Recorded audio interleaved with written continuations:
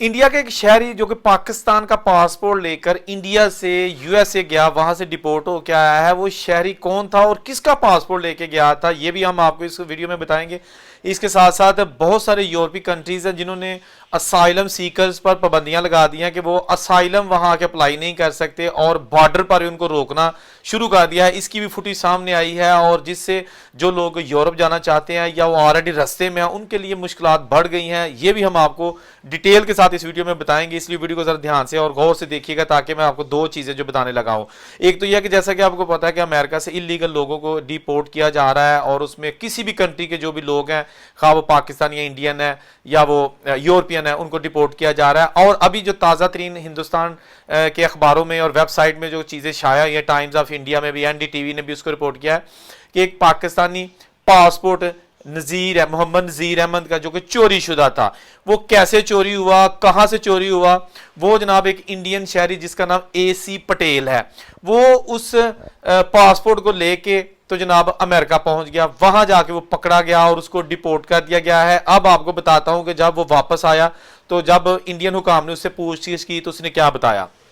ये एसी पटेल जो कि 12 फरवरी को दिल्ली एयरपोर्ट आया था अमेरिका से, जो डिपोर्ट हुए थे AA292 फ्लाइट है उसके जरिए, तो उसने बताया कि ये पासपोर्ट मैंने खरीदा था दुबई में, एक एजेंट है उससे। मेरा नाम पटेल है, मेरा जो ऑलरेडी अपना असल पासपोर्ट था वो 2016 में एक्सपायर हो गया था, मैंने उसको रीन्यू नहीं करवाया। मैंने एजेंट से बात की दुबई में कि जी मैंने अमेरिका जाना है, तो उसने फिर जैसे भी है अरेंज किया और मुझे पासपोर्ट ये दे दिया और इसके ऊपर वीज़ा भी लगा हुआ था। मैं फिर जनाब यहाँ से अमेरिका चला गया वाया दुबई। बहरहाल वो अमेरिकन हुकाम ने जब इसकी सारी छानबीन की तो उन्हें पता चला कि ये पाकिस्तानी, ये एक पासपोर्ट जो है ना इस बंदे का नहीं है, ये तो एक स्टोलन पासपोर्ट है। बहरहाल मुख्तसर ये कि इस बंदे को, पटेल को जनाब उन्होंने डिपोर्ट कर दिया और 16 फरवरी को ये जनाब दिल्ली एयरपोर्ट पर जब जो फ्लाइट इलीगल लोगों को लेके कुछ और भी थे वो आए तो इनको अरेस्ट कर लिया गया। तो वहाँ इनको धोखाधड़ी, चीटिंग और सारे इल्ज़ामात के बायस अभी जेल में कर दिया गया है। यहां दूसरी चीज आपको बता दूं कि 2-3 दिन पहले की बात है कि 3 पाकिस्तानी जिनके पास जाली फ्रेंच पासपोर्ट थे वो जनाब थाईलैंड एयरपोर्ट पर पकड़े गए हैं। पाकिस्तानी नेशनैलिटी के लोग थे, जो उनके पासपोर्ट थे वो फ्रांस के थे और फ्रांस के जो पासपोर्ट हैं वो जाली थे। तो उनके पता नहीं किसने चेक किए, किसी ने नहीं चेक किए, वो थाईलैंड पहुंच गए। तो थाईलैंड में भी उन्होंने जो एग्जिट किया ना, स्टैंप लगवा ली। वहां से भी जब निकलने लगे तो वहां ऑटो डोर है, यानी कि आप पासपोर्ट का जो वहां पर आपको बारकोड दिया जाता है वो स्कैन करते हैं तो दरवाजा बाहर निकलने वाला खुल जाता है, जिस तरह ये मेट्रो ट्रेन के जो डोर होते हैं। तो वहां जब उन्होंने इसको स्कैन करने की कोशिश की वो दरवाजे नहीं खुले। वहां पर एक सिक्योरिटी वाला उनकी हेल्प के लिए आया, उसने भी कोशिश की तो दरवाजे फिर भी नहीं खुले। फिर उसने अपने साथी इमिग्रेशन ऑफिसर वाले को बताया, पुलिस वाले को बताया कि यार ये क्या है, ये पासपोर्ट है, इनके पास फ्रेंच नेशनल है तो इनका दरवाजा नहीं खोला। तो उन्होंने जब फिर उसकी वेरिफिकेशन की फ्रेंच वालों से, यानी फ्रेंच एम्बेसी से, तो उन्होंने कहा जी ये हमारे पासपोर्ट नहीं है, ये तो जाली हैं। तो उन तीनों पाकिस्तानी को भी गिरफ्तार कर लिया गया है। इसके साथ साथ मैं आपको बताता हूं कि यूरोपियन कंट्रीज जो है ना वहां पर बहुत ज्यादा तादाद में लोग जो जा रहे थे ना, अब बहुत ज्यादा तादाद में सख्तियां भी होनी शुरू हो गई हैं। जिस कंट्रीज ने अभी तक सख्तियां की हैं गुज़श्ता कुछ महीनों में, उनमें जनाब फ्रांस है जिसने वहां अगर इलीगल लोग हैं उनकी शादी करके पेपर लेने पर पाबंदी लगा दी है। उसका जो बिल है वो सेनेट से मंजूर हो चुका है, अब वो मंजूर होगा कौमी असम्बली से। इसके साथ साथ जो वहां पे फिनलैंड है उसने पाबंदी लगा दी है कि हमारे मुल्क में जो इलीगल आके असाइलम अप्लाई करेंगे या वीजे पर आएंगे लेकिन असाइलम अप्लाई करेंगे, फिलहाल गैर मुअय्यना मुद्दत तक हम उनका केस नहीं लेंगे। यानी कि फिनलैंड में अभी कोई बंदा भी असाइलम अप्लाई नहीं कर सकता, अगर कोई जाएगा तो वो इलीगल तस्वर होगा। ठीक है जनाब, इसने भी सख्ती लगा दी।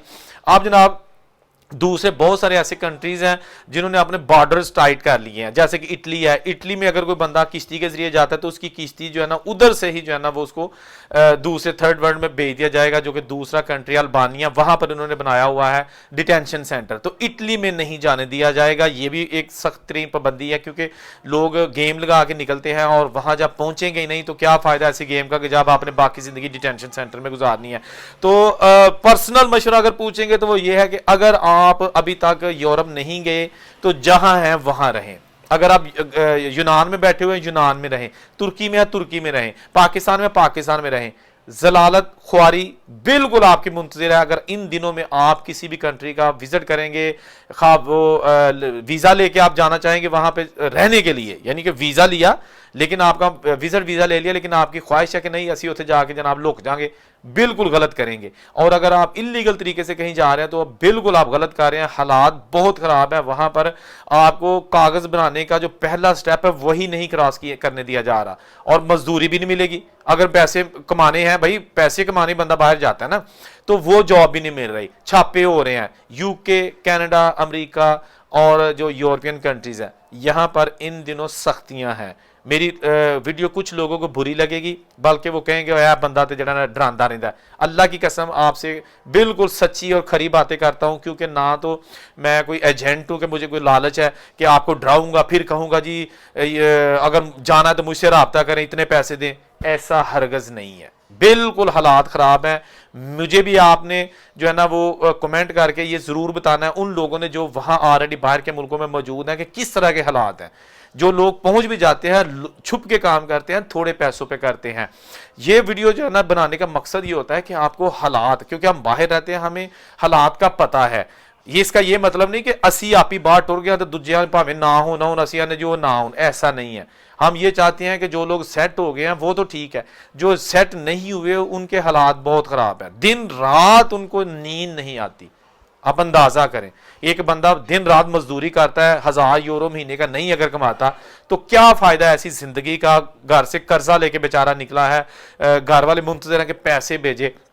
आजकल हालात यूरोपियन कंट्रीज के बहुत खराब है, क्योंकि वहां पर जो असाइलम सीकर्स या गैर मुल्कियों को पसंद नहीं किया जा रहा किसी लिहाज से भी, ना हुकूमती सतह पे ना ही वहां पे जो लोग हैं।